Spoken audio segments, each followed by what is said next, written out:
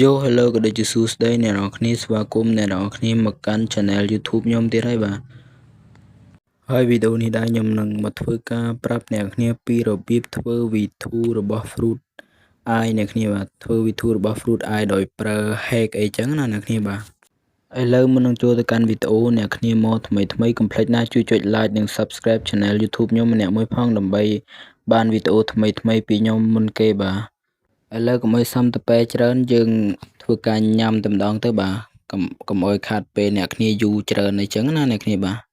យើងធ្វើការញ៉ាំតែម្ដងបាទលាយឲ្យ fruit lava អញ្ចឹងណាអ្នកគ្នាបាទឥឡូវនេះអ្នកគ្នាបាទខ្ញុំសូមអ្នកគ្នាទៅ farm mystery ឲ្យបានទាំងអស់សិនបាទមុននឹងយើងធ្វើដំណើរទៅធ្វើ V2 របស់ fruit eye អញ្ចឹងណាអ្នកគ្នាបាទឥឡូវនេះអ្នកគ្នាបាទខ្ញុំធ្វើការ farm គ្រប់ mystery អស់ហើយបាទឥឡូវកុំឲ្យខាតពេលអ្នកគ្នាច្រើនតោះយើងចូលទៅធ្វើ V2 ទាំងអស់គ្នាបាទហើយក៏សូមអធិស្ឋានអ្នកទាំងអស់គ្នាខ្លាំងមែនទែនបាទដែលមានសំឡេងរំខានពីខាងក្រៅអីចឹងណាអ្នកគ្នាបាទហើយអ្នកគ្នាមិនស្ដាប់សំឡេងទេបាទមើលតែវីដេអូខ្ញុំតាំងពីដើមរហូតដល់ចប់ហើយអ្នកគ្នានឹងចេះធ្វើ100%ហើយអ្នកគ្នាបាទនៅពេលដែលអ្នកគ្នាមកដល់កន្លែង red ហើយអ្នកគ្នាគ្រាន់តែមកទិញ chip មកបាទនៅពេលដែលអ្នកគ្នាទិញ chip អ្នកគ្នាមើលដែរណាចាត់ច្រឡំទិញ chip របស់ Buddha ឬក៏ chip របស់ Light ទៅបាទអ្នកគ្នាទិញនេះ chip 1.5 នេះបាន chip eye អញ្ចឹងណាអ្នកគ្នាបាទអ្នកគ្នាទិញមកបាទចំណាយត្រឹមតែប្រហែល1សែនទេបាទបើសិនថាអ្នកគ្នាមិនចង់ចំណាយលុយអ្នកគ្នាអាចអុយ fruit ទៅវាបានបាទហើយមកដល់កន្លែងទៅអ្នកគ្នាគ្រាន់តែចុចនេះ Apple បៃតងនេះ2ដងមកវានឹងនាំអ្នកគ្នាទៅកាន់កន្លែង red ហើយបាទនៅពេលដែលអ្នកគ្នាមកដល់កន្លែង red អ្នកគ្នាបើកកម្មវិធី hack យើងមកបាទហើយអ្នកគ្នាគ្រាន់តែចុចតាមខ្ញុំមកវានឹងធ្វើការវាយអូតូហើយបាទហើយវីដេអូនេះដែរខ្ញុំបញ្ជាក់តិចខ្ញុំប្រាប់តែអ្នកដែលពួកគាត់អត់មានគ្នាទៅ red អីចឹងណាពួកគាត់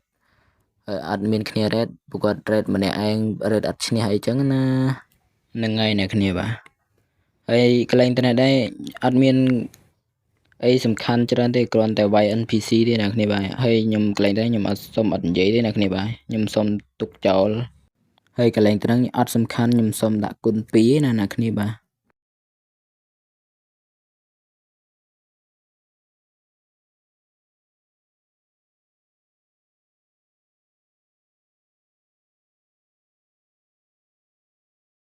អ្នកនរគ្នាបើសិនថាអ្នកគ្នាវាយ NPC នឹងងាប់ហើយវានឹងអ្នកគ្នាក៏គ្រាន់តែបិទ hack យើងវិញមកវានឹងអុយ 1000 fragment ហើយវានឹងនាំអ្នកគ្នា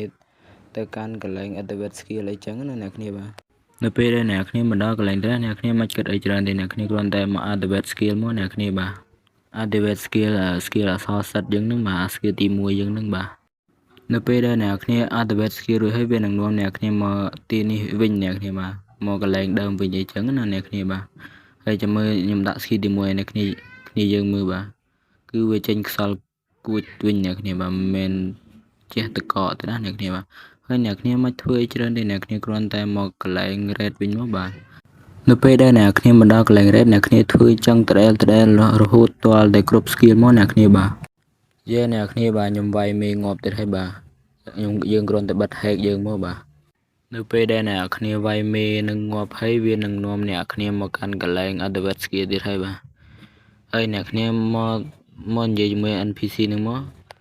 ដើម្បីយើង activate skill អក្សរ X អីចឹងណាអ្នកគ្នាបាទអ្នកគ្នាកន្លែងនេះគឺអស់ 2000 fragment អ្នកគ្នាបាទគឺដោយសារខ្ញុំអត់គ្រប់គឺខ្ញុំសុំចេញឯអ្នកគ្នាបាទខ្ញុំសុំលេសចេញវិញបាទ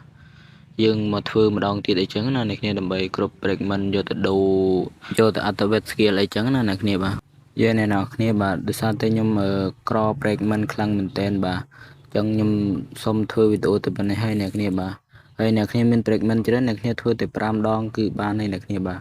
តែបើសិនថាអ្នកគ្នាអត់មាន fragment ដូចខ្ញុំអីអ្នកគ្នាអាចធ្វើ3 4 10ដងទៅបាទដើម្បី activate skill ទាំងអស់អីចឹងណាអ្នកគ្នាបាទអ្នកគ្នាបាទដោយសារតែខ្ញុំក្រ fragment ខ្លាំងមែនតើខ្ញុំ activate skill បានតែ2ទេប៉ុណ្ណោះអ្នកគ្នាបាទគឺបានតែ skill ទី1និង skill ទី5ទេប៉ុណ្ណោះអ្នកគ្នាបាទគឺ skill រត់លឿននិង skill ខ្យល់ព្យុះអីចឹងណាអ្នកគ្នាបាទហើយក៏សូមអធិស្ឋានដល់អ្នកគ្នាខ្លាំងមែនតើដែលខ្ញុំactivate skill ចែកជូនអ្នកគ្នាអត់ គ្រប់ទាំងអស់ហើយចឹងណាដោយសារតែខ្ញុំក្រ fragment ខ្លាំងមែនទែនបាទអ្នកគ្នាមើលតែ fragment ខ្ញុំទៅបាទគឺមានតែ757លេបប៉ុណ្ណោះចឹងវីដេអូយើងក៏អត់មានអីច្រើនទេអ្នកគ្នាយើងមានតែចប់វីដេអូត្រឹមហ្នឹងអ្នកនរគ្នាកុំភ្លេចជួយចុច like និង subscribe channel ខ្ញុំអ្នកមួយផងណាអរគុណអ្នកគ្នាបាទ